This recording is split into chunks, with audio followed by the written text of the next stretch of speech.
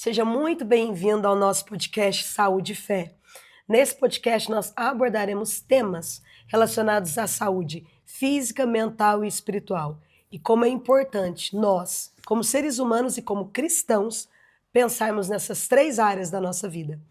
E hoje a nossa convidada é mãe, bispa, terapeuta, escritora e psicanalista Thalita Córdoba. Thalita, eu gostaria que você primeiro se apresentasse para o pessoal, falasse a sua área de atuação, para o pessoal ter uma ideia de quem você é e quais áreas você atua. Para mim é um prazer muito grande estar participando desse podcast e falar sobre saúde mental é uma coisa muito importante dentro do meio cristão, porque não tem como a gente ter saúde emocional e espiritual desatrelado. Eu sou Thalita Córdoba, sou neuropsicanalista, trilhei uma jornada aí de estudo entre a psicologia, a neurociência, o TCC, que é o tratamento cognitivo-comportamental. E quando nós falamos sobre a análise de uma pessoa, levar essa pessoa a viver uma cura pela fala, pela retrospectiva que ela faz do que ela já fez, do que ela está fazendo, do que ela espera para a vida dela, essa análise autoavaliativa traz vida. Então, falar sobre essa profissão é falar também sobre saúde de forma integralista. Ótimo. E uma primeira pergunta que é uma dúvida de todo mundo, acho que a maioria das pessoas tem essa dúvida.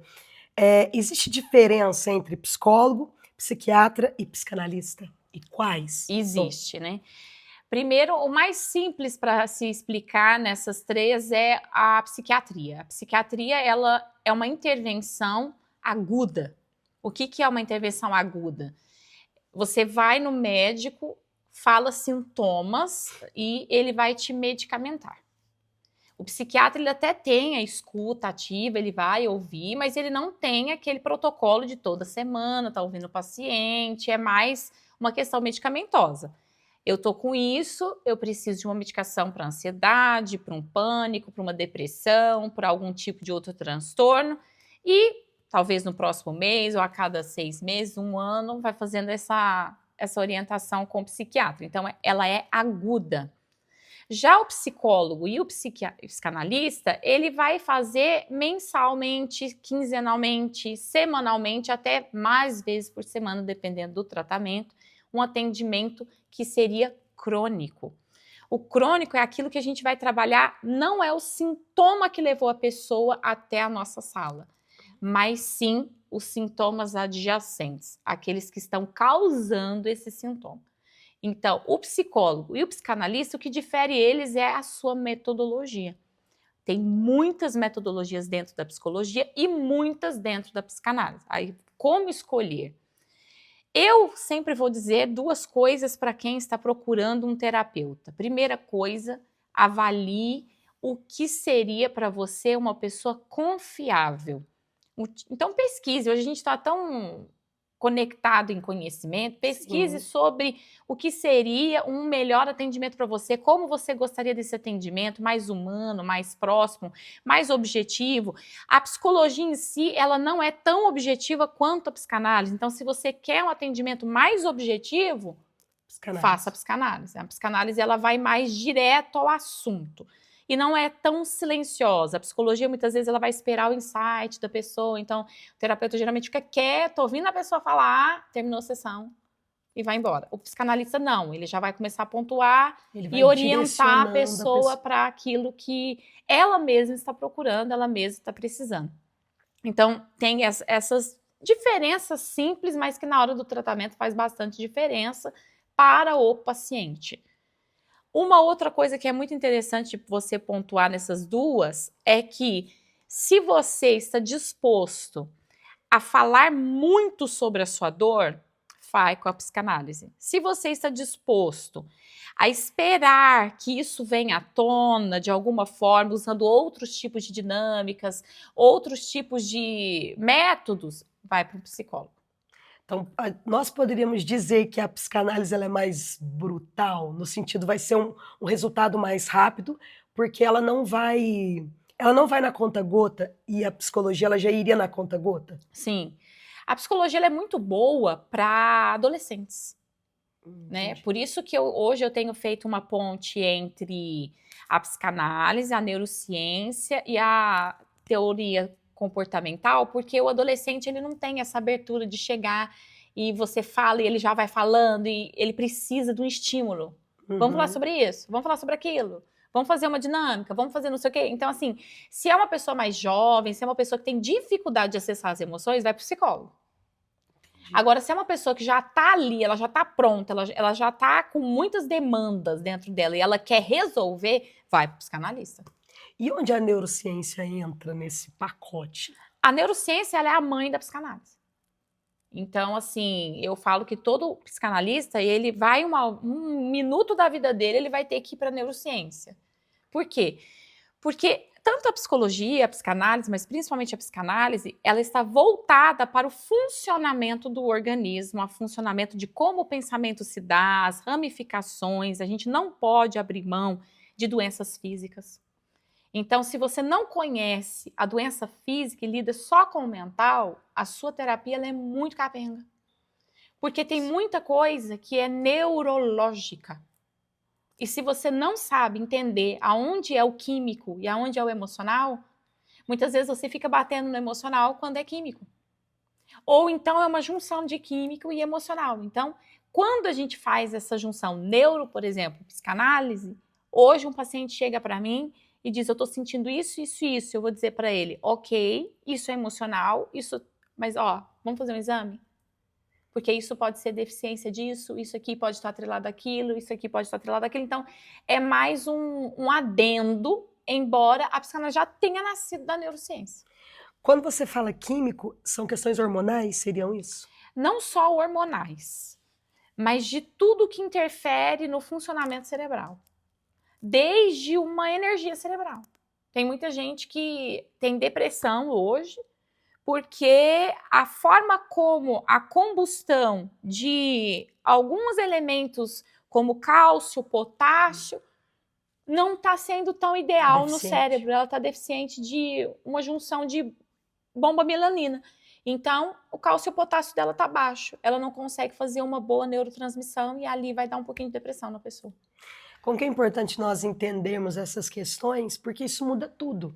De repente a pessoa vai para um set terapêutico, ela está fazendo sessões, ela não vê uma melhora, e aí a gente vai entrar agora mesmo na questão dos cristãos, mas ela pode tender a pensar que é espiritual ou apenas emocional, ela pode atribuir a si mesma uma culpa. Poxa, eu estou fazendo um investimento aqui, fazendo um tratamento que não estou tendo resultado, a culpa é minha, porque eu não consigo me expor, e pode ser uma questão química. A saúde mental, ela é um dos temas mais discutidos nos últimos anos. E a sociedade ela tem adoecido muito, de maneira geral. Nós vemos um aumento significativo de pessoas deprimidas, com ansiedade, com depressão e tudo mais. Como que a comunidade terapêutica enxerga esse aumento de pessoas emocionalmente doentes? Do ponto de vista da comunidade terapêutica, a que isso se deve? Por que esse aumento tão grande de pessoas com ansiedade, com depressão, com problemas emocionais? A minha resposta ela vai parecer até estranha, porque o ser humano ele está desconectado. Embora ele esteja conectado, muito mais conectado do que já foi, ele conversa com facilidade com todo mundo, ele pode estar em todos os lugares ao mesmo tempo. Só que hoje o ser humano ele é sozinho, o ser humano ele vive uma solidão crônica que está matando ele. E essa solidão ela se dá devido à individualização que nós criamos de uma alta performance. Então, antes, falando aqui, já dá até para a gente fazer um paralelo. Antes, uma mãe tinha um filho e esse filho ele era criado coletivamente. Verdade. Então, o que acontece é que a avó ajudava a criar, a tia ajudava a criar, a vizinha ajudava a criar. E não tinha aquela coisa de você tem que ser mãe, tem que ser enfermeira, tem que ser médica, tem que ser educadora, tem que ser pedagoga, você tem que ser nutricionista. Não tinha nada disso. Hoje, a nossa sociedade ela é solitária. A boa mãe é aquela que consegue fazer tudo sozinha. O bom profissional é aquele que é o melhor sozinho. O bom pastor, o bom isso, o bom aquilo, é aquele que consegue tudo sozinho. E ele tem que ser muito bom, e ele tem que ser perfeito. Ele não pode ter necessidades humanas uns dos outros, embora ele esteja conectado em redes, que são redes aí magnéticas, que é a internet, as redes sociais, mas nós estamos sozinhos, nós somos sozinhos. E é isso que está gerando uma doença emocional crônica e vasta nas pessoas. Se você pensar e observar todas as doenças hoje que estão em alta, seja ela autismo, seja ela transtornos de comportamento, seja elas desde uma depressão, uma ansiedade, uma angústia, uma síndrome do pânico, você vai perceber que todas elas são doenças que têm um cunho comportamental. Ah, mas antes não tinha. Sim. As pessoas falavam isso. E alguns vão dizer, antes não era diagnosticado. Sim. Não, na verdade, não é que não era diagnosticado. A maioria dessas doenças não existiam mesmo antes. Por quê? Porque havia uma conexão e uma cura social que não deixava ser gerado essa doença.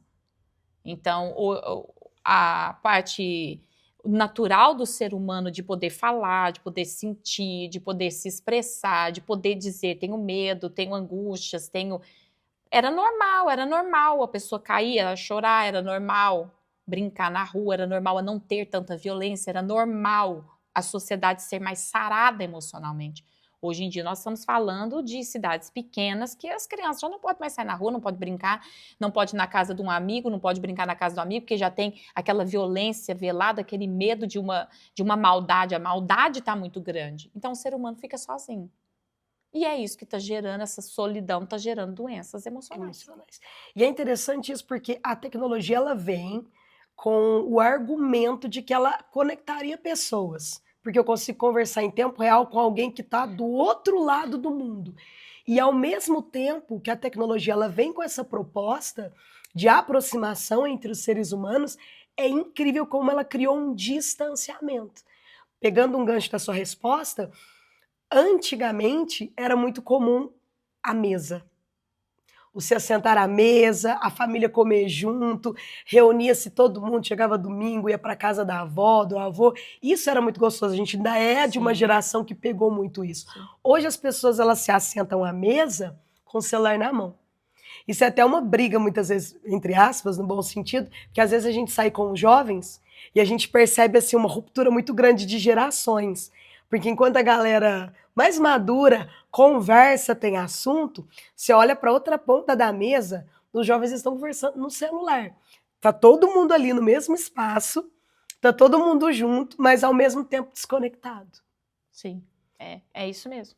É isso mesmo. E é exatamente, então, essa desconexão do olho no olho, do toque, do sentar, do conversar, dos confrontos, do aprender a resolver as coisas conversando com a pessoa, tete a tete. É isso que tem adoecido, então, a humanidade no sentido mental e emocional. Sim. Esse tem sido um dos maiores assuntos e palcos de conversas entre profissionais da área de saúde hoje em dia. Porque não tem como você tratar uma pessoa com remédio. Remédio não cura ninguém. Não tem como você curar uma pessoa só num set analítico. As pessoas elas precisam voltar a se socializar. Elas precisam se relacionar. Se relacionar. Pegando um gancho dessa resposta, como trabalhar o mental e se manter equilibrado em um mundo com tantas cobranças em relação à produtividade? Que é algo até que você citou aqui. Que nós vivemos uma sociedade em que você é o tempo todo cobrado. Não principalmente, mas a mulher ela tem muito essa cobrança hoje que, se nós pegarmos as nossas avós, por exemplo, não havia essa cobrança toda em relação à criação de filhos, em relação à produtividade no trabalho. Como, então, trabalhar o mental, se manter equilibrado em um mundo com tantas cobranças em relação à produtividade? Porque parece que, se nós não fizermos tudo, nós não somos suficientes. Então, como que eu trabalho isso para eu não ser consumido por esse sentimento ou por essa mentalidade de que eu tenho que ser o melhor, eu tenho que produzir, eu preciso ser suficiente? Eu vou fazer um paralelo aqui para responder essa pergunta. Em algum momento você vai ter que desconectar de alguma coisa. Então escolha o que você vai desconectar. Para você conseguir viver hoje de forma saudável dentro dessa sociedade, você vai ter que se desconectar dela. E o que seria se desconectar? Não andar segundo o pensamento da sociedade? Seria isso ou não? Seria mais do que isso. Seria você não tentar suprir. Você não vai ser mais um produto dessa sociedade. Eu não provar nada, eu não vou tentar provar. Nem sustentá-la.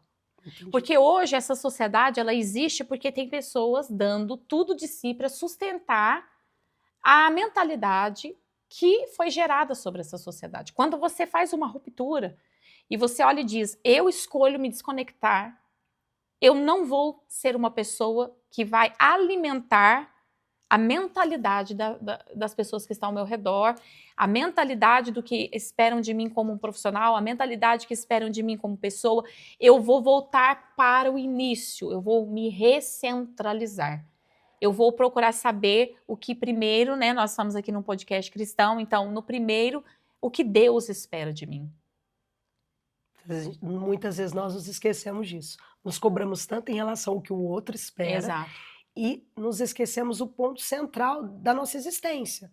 Porque Deus me criou. Exatamente. O que Deus espera de mim como ser humano, o que eu posso dar como ser humano, o que eu posso ser como pessoa, então, colocando aqui em algumas formas mais simples de se pensar. O que eu posso ser como pessoa para Deus, então eu já começo a me desconectar de muitas coisas, porque a sociedade me pede para fazer coisas que me tiram desse lugar em Deus, então eu já não vou mais querer suprir isso. O que eu quero ser como ser humano para mim mesmo. Então, muitas dessas mesas que as pessoas hoje em dia elas falam muito sobre você tem que estar sempre crescendo e sempre evoluindo. E o que é crescer? O que é evoluir? Você acredita que esses influencers, esses influenciadores, eles têm um certo peso? Essa ideia que hoje em dia as pessoas passam na internet de uma vida perfeita, de uma vida colorida, você acredita que isso define um pouco essa mentalidade de cobrança? Sim, hoje em dia os influencers eles exercem o papel da novela dos anos 80, 90. É verdade. Antes, nos anos 70, 80, 90, as novelas elas traziam o perfil da roupa, do comportamento, do que se acreditava, do que não se acreditava. Então as pessoas ficavam ali em frente, principalmente à Globo, assistindo as novelas e pensando, eu combino com mais fulano, eu queria ser como ciclano, eu vou falar como essa pessoa, vou viver como essa pessoa. E hoje não. Hoje a televisão ela já perdeu o seu espaço, né? Sim. Embora ela exista e tenha a sua força, mas o que realmente tem a força é as mídias sociais. E os influencers nada mais são do que os personagens da novela, né? Eles criam personagens, eles criam uma falsa alegria, uma falsa realidade, uma falsa riqueza até. E as pessoas que estão assistindo ficam naquela ânsia. Eu preciso ser, eu preciso ser, eu preciso ser.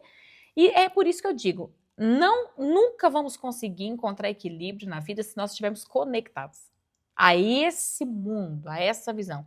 Então você tem que olhar para você e dizer o que Deus espera de mim, o que eu espero de mim, o que a minha família espera de mim, o que eu posso dar, o que eu quero dar, como eu quero terminar a minha vida. Eu prefiro ter ou desfrutar? São coisas que nós vamos ter que fazer algumas perguntas para nós. Eu prefiro que as pessoas me considerem alguém de sucesso ou eu prefiro estar feliz no final do dia?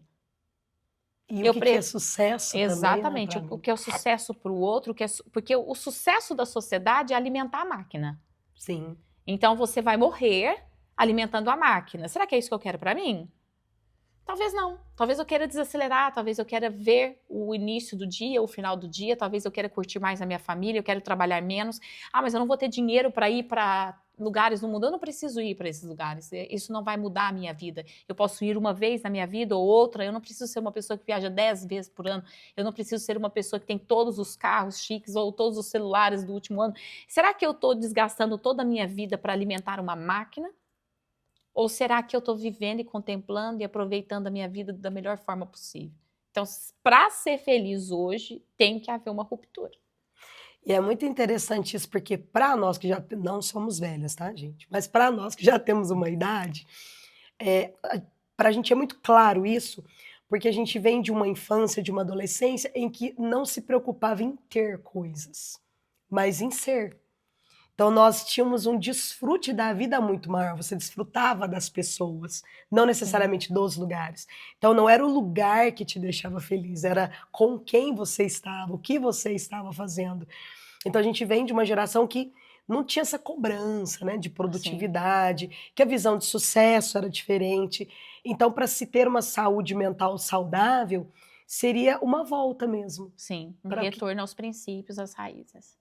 Ótimo. E aí a próxima pergunta é exatamente essa. Como ter uma mente saudável? Seria esse desconectar que você falou. O início seria isso. Ter uma mente saudável é você desconectar e você montar o seu padrão. Hoje eu tenho recebido muitas mulheres dentro da clínica e elas estão infelizes porque ela tem uma ideia do que ela tem que ser, mas aquilo que ela tem que ser não tem nada a ver com aquilo que ela quer ser. Será que toda mulher precisa trabalhar fora? Será que toda mulher nasceu para ser uma empresária? Será que todo mundo nasceu para ser líder de si mesmo, dono do seu próprio negócio? Empreendedor? Será que isso realmente é a verdade? Será que eu não sou muito mais feliz se eu for dono da minha casa, se eu cuidar dos meus filhos, se eu não ser um empreendedor, se eu simplesmente for lá gerar recursos dentro da empresa e ser um bom funcionário? Será que isso não me traz mais felicidade? Será que isso não me traz mais leveza? Ter saúde mental é ter a capacidade de dizer, isso não me faz bem. Até esses dias para trás, em dos meus atendimentos clínicos, eu ouvi uma pergunta assim: seria imaturo da minha parte bloquear uma pessoa? E então eu disse, mas por que você gostaria de bloquear essa pessoa? Ah, porque eu comentei na minha família que seria muito melhor eu bloquear essa pessoa e todo mundo me chamou de infantil. Peraí, só refaz. Seria imaturo porque eu tossi e ela olhou pra mim e eu dei sinal. Eu tô lutando pra não tossir. Tá, volta lá no seria imaturo da minha parte bloquear uma pessoa? Seria, né, imaturo da minha parte bloquear uma pessoa? E eu perguntei, mas por quê? Qual a sua intenção de fazer isso? Ah, porque as pessoas da minha família disseram que seria. Eu disse, mas por que você quer bloquear essa pessoa? Porque essa pessoa não me deixa em paz, essa pessoa não me deixa respirar, essa pessoa me faz mal? Eu disse, não, então seria maduro da sua parte fazer isso. Por limites. Exatamente. Saúde mental é sobre você decidir como você vai viver a vida. Não sobre como as pessoas querem que você viva a vida. Aí é que tá, nós estamos em um podcast cristão, então eu vou frisar ainda mais.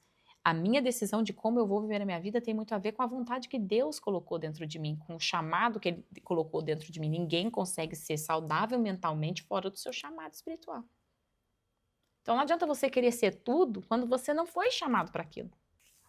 Então, o não se comparar entra aqui. Sim. Porque muitas pessoas se adoecem mentalmente porque vivem uma vida de comparações. E a gente vai entrar agora na questão mais voltada para o cristão, mas muitas pessoas às vezes comparam, muitas mulheres comparam a sua vida dentro da igreja, talvez os homens também se comparam com a vida de outra pessoa dentro da igreja, compara trabalho, compara família, compara casamento, e isso de certa forma vai trazendo um adoecimento. Sim. Porque eu não consigo chegar no nível daquela pessoa, e então eu começo a me cobrar, e eu vou me tornando amargo. Sim, é isso mesmo. E acabo contaminando todo o meu ambiente. Quando eu deveria parar e pensar, Deus me criou para, qual é o propósito de Deus para minha vida? Então, o que Deus tem para o outro é o que Ele tem para o outro. O que Deus tem para mim é o que Ele tem para mim. E eu vou viver aquilo que Deus tem para minha vida. Seria isso. Sim, até o apóstolo Paulo mesmo, ele deixa claro isso na Bíblia, quando ele diz assim, uns Deus criou escravo e outros não, outros livres. E é muito interessante porque às vezes a gente olha as coisas, até mesmo de Deus, como se fosse um plano de carreira. Eu sou o pé, mas um dia eu vou chegar a ser a mão. Não. E Deus fala, não, eu te criei pé, você vai ser pé. Seja um bom pé, seja um pé extraordinário, seja excelente. Esses dias uma das minhas pacientes, ela estava olhando o meu Instagram, ela viu que eu tenho um filho, e ela disse assim, e se o seu filho quiser ser, sei lá, uma profissão totalmente diferente do que você imagina para ele, qual vai ser a resposta que você vai dar para ele? Seja excelente, seja extraordinário naquilo que você quer fazer. Nós precisamos aprender que não é sobre nós alimentarmos a máquina, o status. É sobre nós sermos excelentes e extraordinários naquilo que nós nascemos para ser.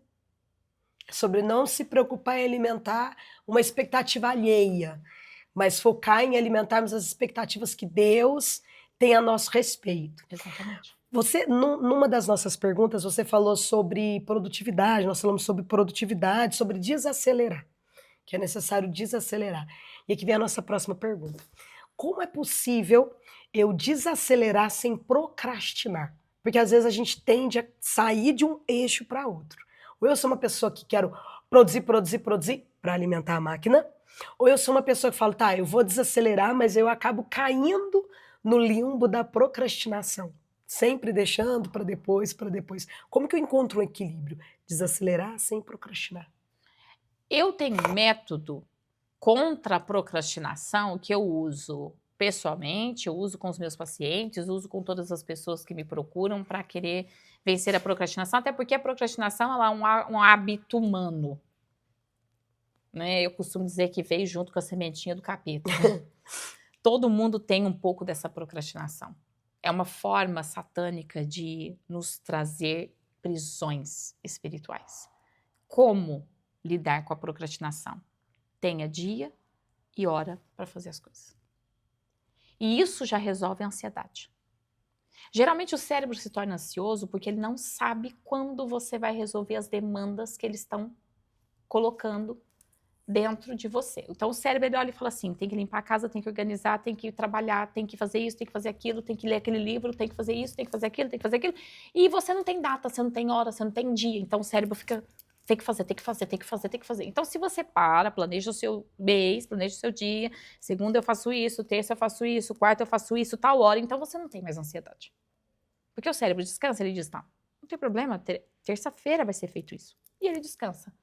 E a mesma coisa a procrastinação. Se você tem dia e tem horário, então disciplina, você não procrastina.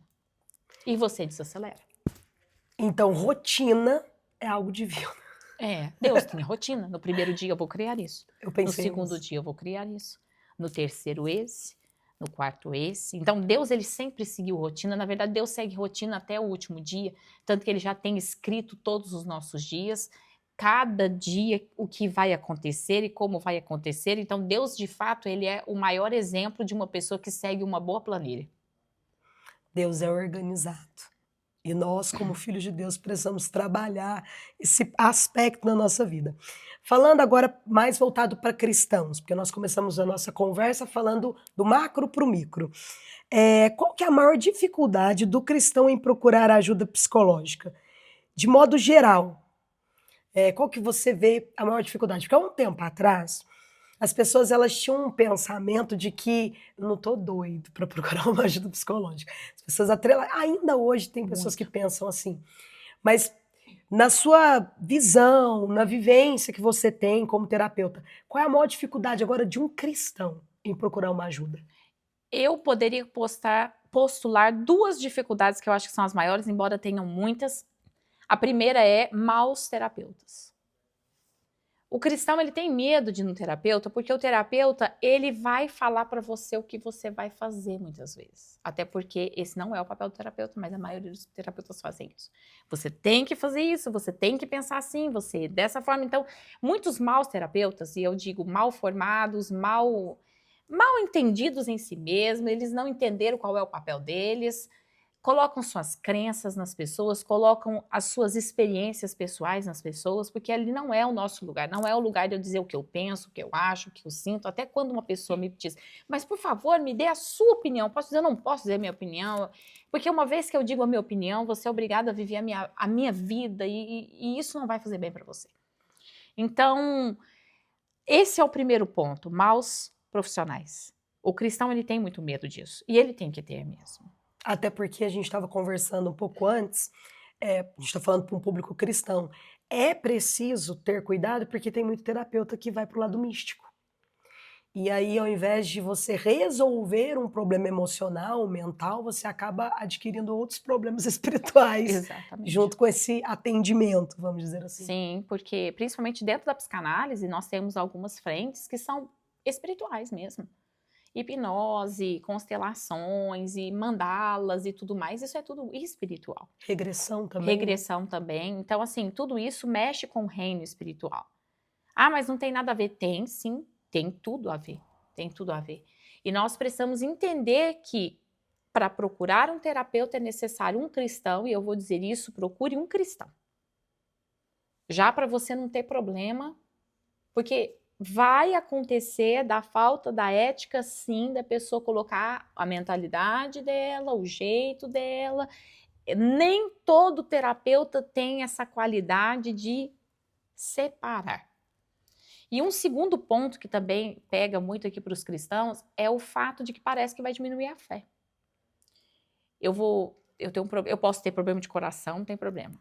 Eu posso ter problema nos ossos, não tem problema. Diabetes. Eu posso ter diabetes, eu posso ter triglicerídeos altos, eu posso ir em todos os médicos, até no psiquiatra. mas eu não posso fazer uma terapia, porque terapia é coisa de doido. E é interessante porque para o cristão não é coisa de doido, é coisa de pessoa que não tem fé. Então, no meio cristão, a pessoa fala assim, nossa, estou fazendo terapia. Coitado do irmão, não tem fé. O irmão não tem fé, porque se ele tivesse fé, ele tinha força em Deus, ele orava e as coisas se resolviam. E eu me lembro de uma vez, um líder espiritual que passou pela minha terapia, ele disse assim para mim, na primeira sessão, eu estou fazendo essa sessão, mas eu não vou manter o meu tratamento, eu estou aqui por conta da minha esposa que marcou, e eu quero dizer uma coisa para você, eu oro e eu converso com Deus e ele vai resolver os meus problemas. Eu disse, ok, quando foi que ele te respondeu? E ele ficou parado, ele ficou parado me olhando. Eu falei, se você conversa com Deus, quando foi que ele começou a te responder sobre os seus problemas e quando foi que ele começou a de fato dizer para você as coisas? Porque eu acho muito difícil Deus falar com uma alma doente dessa forma. A gente não quer ouvir. E se a gente ouve, a gente finge que não ouve. Quantas vezes você está na igreja e Deus fala assim, olha, você é uma pessoa que precisa melhorar essa área e você fala, eu não, graças a Deus essa palavra não é para mim. E a gente até pensa, nossa, essa palavra dá certinho pro irmão fulano. Ou pro marido, ou para um filho, ou para alguém.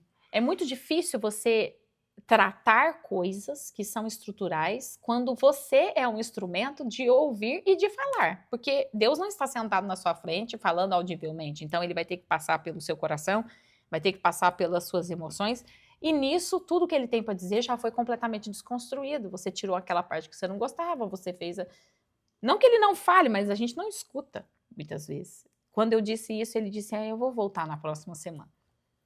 Porque é necessário que a gente pare e seja confrontado sem medo de perder a fé. Eu acredito que quem faz terapia aumenta a fé. Sim. Por quê? Porque você começa a lidar com o que Pedro disse. O nosso propósito final é salvar a nossa alma, é mudar quem nós somos, é estabelecer cura, restauração. Só que o medo do cristão é justamente o contrário. Eu vou mostrar fraqueza, vulnerabilidade, que é uma mensagem de falsa santidade. Eu sou tão santo que eu não sou fraco, eu sou tão santo que eu não sou vulnerável, eu sou tão santo que eu não erro. Eu sou tão santo, só que na verdade essa tão santidade, ela tá como um baú de coisas podres ali dentro. É até importante frisar isso, porque muitos cristãos ainda entendem a depressão como algo maligno. Um cristão falar que está passando por uma depressão, que está fazendo um acompanhamento psiquiátrico, psicológico, muitas vezes ele é taxado ainda no meio evangélico como uma pessoa que não tem fé, como uma pessoa às vezes que está até endemoniada. E aqui é importante nós abordarmos esse tema para entendermos uma coisa, nós somos humanos. E como humanos, temos demandas emocionais. Como nós falamos no início do nosso podcast, pode ser uma questão química, pode ser uma questão apenas emocional, mas procurar ajuda, procurar entender o que está acontecendo conosco, não é falta de fé. Então você acredita que um dos motivos pelos quais os cristãos não procuram uma ajuda psicológica é porque ele acredita que isso vai mostrar uma fraqueza, Sim. uma falta de fé. Porque assim, como você pontuou, Satanás ele vai se validar disso? Vai. Pode ser que haja uma depressão química e numa fraqueza, Satanás vai e se habilita dela. Então, ali já há uma junção entre alguma coisa química e espiritual. Não dá para resolver só espiritualmente. Entendeu? É onde a pessoa fica mais prejudicada. Porque ela tenta resolver só de uma forma e não dá certo, então a esperança vai abaixando, a fé vai baixando, aí a fé vai caindo. Aí as coisas vão ficando difíceis, as coisas vão ruindo. É o mesmo que acreditar que uma pessoa com diabetes insulínica fale assim, eu não vou tomar insulina, eu vou orar para Deus me curar. Claro que nós cremos que Deus pode curar, Deus pode. Mas uma pessoa com diabetes insulínica, ela tem que se medicar. Por quê? Porque ela tem um problema de saúde, ela precisa se medicar. Uma pessoa que tem problemas emocionais, pensar que ela vai resolver só na oração é o mesmo que um diabético insulínico pensar, eu não preciso me medicar. Ou uma pessoa que tem problema cardíaco, de pressão alta, eu não preciso me medicar porque Deus vai fazer um milagre. Aí o milagre, de repente, não acontece, porque de repente não é projeto de Deus aquilo. E é onde Satanás acaba se aproveitando, dizendo para ela, ó, tá vendo? Ou Deus não te ama, ou Deus não te atende, ou Deus não existe, porque aquilo que você pediu, você não foi atendido. E muitas vezes a gente até é atendido na oração. Por exemplo, talvez você vá para uma clínica porque está passando problemas no casamento, ou de relacionamento, ou não para num serviço, ou começa as coisas e não termina. E então você é atendido. Deus, ele te dá aquela unção para você, só que coisas precisam ser alteradas no seu comportamento. E se não são alteradas, você não consegue desfrutar daquilo que o próprio Deus te deu. Então vai parecer que Deus não te ouviu quando ele te ouviu. Só que agora mudanças precisam acontecer, mas eu não sei quais. Claro, você não sabe quais. Você precisa de alguém para te orientar e dizer: você percebe como você fala? Não. Você percebe como você olha? Não. Você percebe que você reage dessa forma? Não. É porque temos uma dificuldade de sermos autocríticos. Não somos. É, na verdade, nós não somos nada autocríticos. E muitas vezes, quando alguém tece uma crítica, e aqui eu não estou falando uma crítica negativa, mas uma crítica para crescimento, nós tendemos a nos vitimizar ou a justificar, ao invés de procurarmos uma mudança ou procurarmos entender o porquê daquele comportamento para alterar esse comportamento. Porque quando nós falamos de evangelho, de cristianismo, o cristianismo ele não vem apenas para nos salvar do inferno, mas ele vem para trazer transformação em todas as áreas da nossa vida. E essa transformação ela passa por um confronto. E existem confrontos que nós viveremos ouvindo a palavra de Deus, mas existem confrontos que nós precisaremos de um direcionamento para entendermos que precisamos mudar naquela área. Sim, exatamente. Próxima pergunta, então. Dos cristãos que você atende, porque eu sei que você atende cristão no seu set terapêutico, quais são as principais queixas? O que faz com que um cristão te procure e fale, olha, eu sou cristão e eu tô aqui. Tem uma queixa principal ou as principais? Eu vou dizer que é igual. É igual? É igual. Eu posso fazer um paralelo entre cristãos e não cristãos e vai pela faixa etária. Vai pela mais ou menos as experiências e momentos da vida, mas estão passando pela mesma coisa. Estão sentindo as mesmas coisas, de formas diferentes, concluindo de maneiras diferentes, mas estão sentindo as mesmas coisas. E eu tenho até colocado para mim uma filosofia em relação a isso. Às vezes a gente acha que a gente está na igreja, nós não passamos por coisas que as pessoas estão passando lá fora. E as pessoas lá fora, muitas vezes, pensam que porque somos cristãos, nós estamos passando por as coisas que elas estão passando. A verdade é uma só, nós somos atormentados pelas nossas situações, pelos nossos passados, pelos nossos erros, pelos nossos traumas, espiritualmente, sendo cristãos ou não. Por quê? Porque a nossa guerra é mental.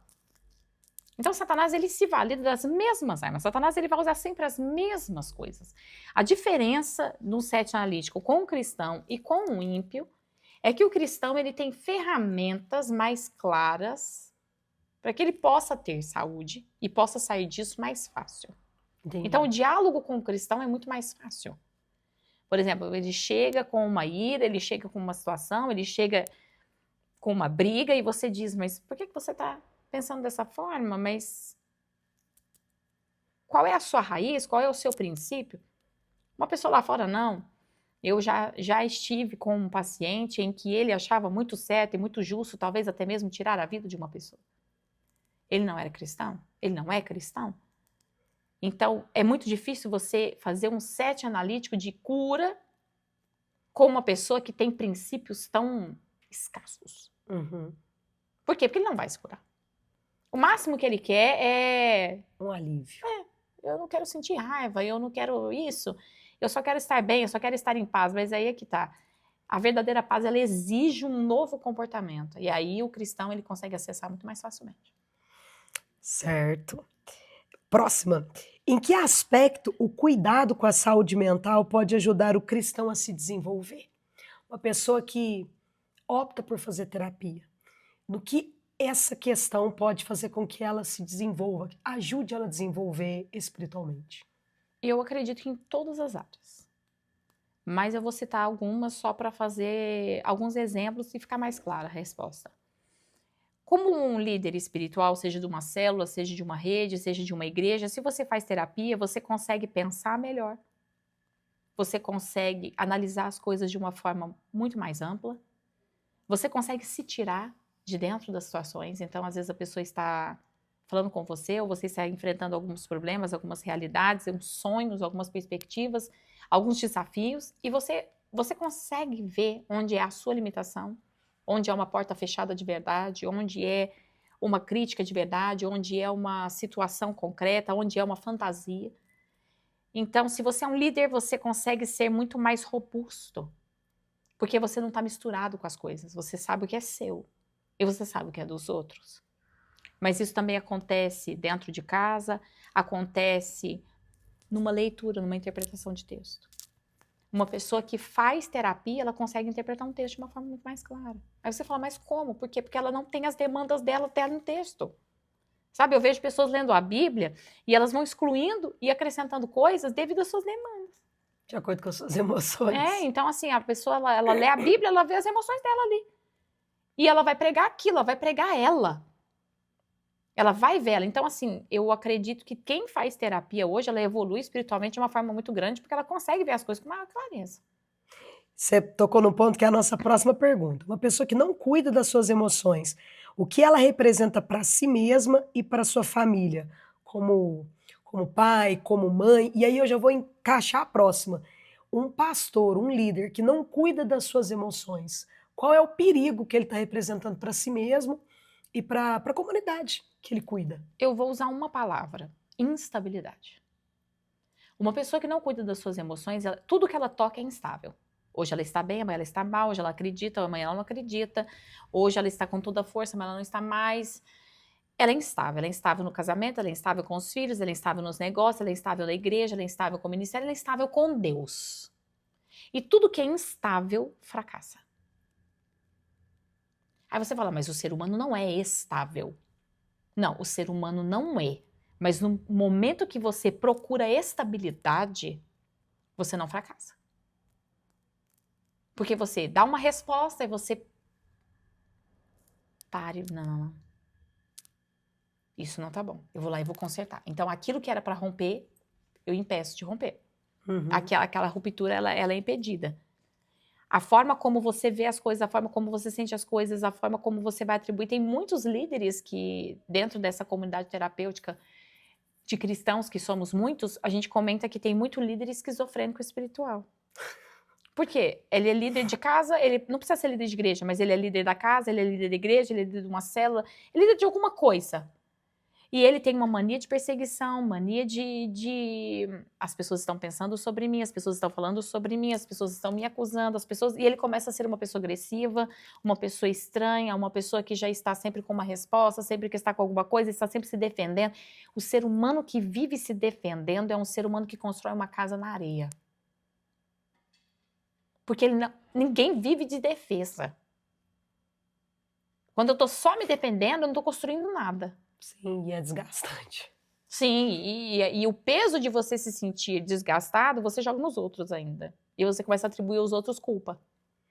Então, trazendo aqui para a nossa última pergunta, o que causa para um líder espiritual, para um pastor, ele ser emocionalmente instável, ele ser emocionalmente não curado? Você falou que traz instabilidade. E aí você citou sobre líderes esquizofrênicos. E como que uma ovelha, a pessoa está ali na igreja e aí ela começa a perceber que a liderança dela é instável, que é uma liderança que tem mania de perseguição ou mania de grandeza, tem tantas questões, nuances, mas o que uma pessoa, uma ovelha, ela pode fazer? Porque um líder assim, ele traz problemas para a comunidade. Ele acaba gerando alguns problemas dentro da igreja. E como que uma ovelha pode lidar com isso? Tem algo que ela possa fazer? Ela teria que mudar de igreja, ela poderia conversar com essa liderança, porque nós sabemos que tem muitos líderes evangélicos emocionalmente doentes e que estão adoecendo. Então, se nós formos pegar de maneira bem clara, boa parte da população evangélica é adoecida, porque também tem uma liderança adoecida, fora todo o contexto que a pessoa já traz de vida.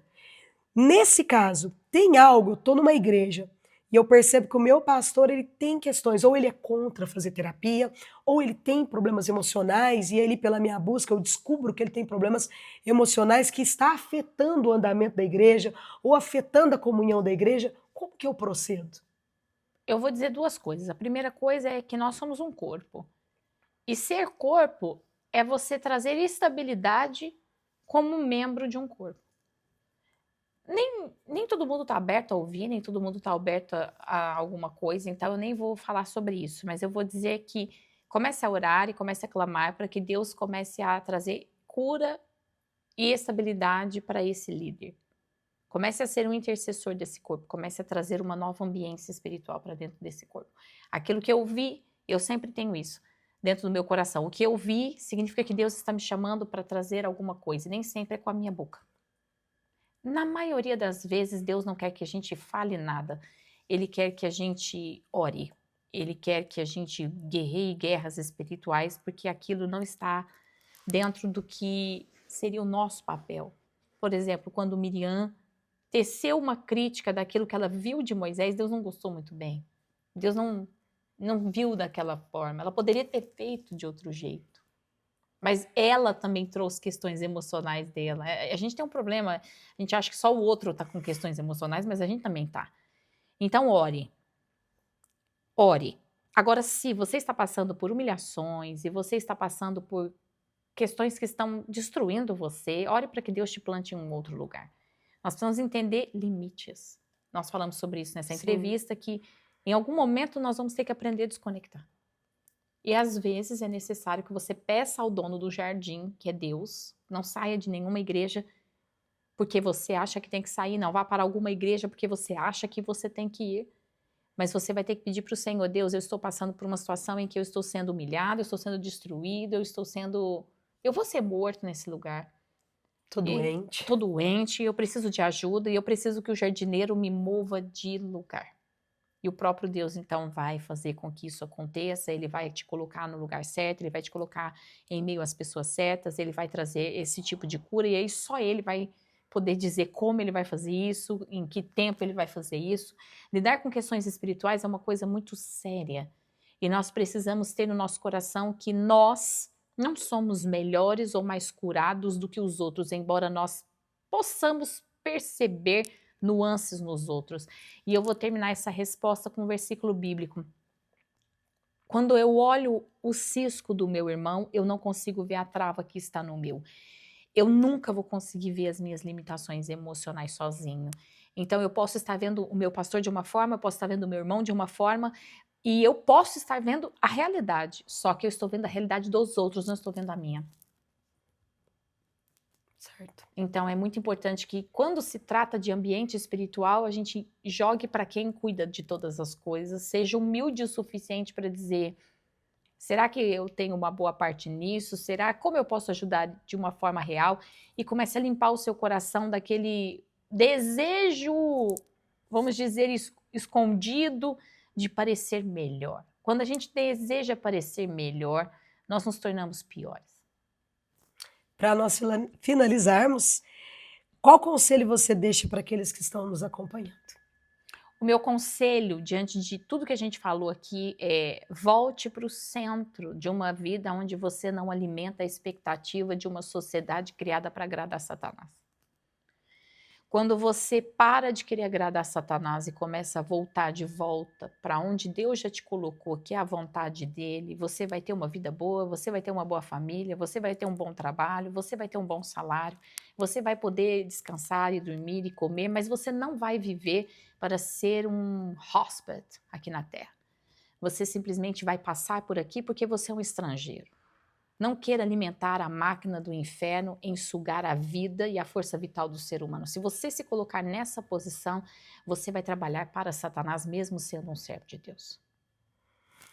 É isso aí, eu quero deixar um versículo antes de nos despedirmos, que está em 1 Tessalonicenses 5:23.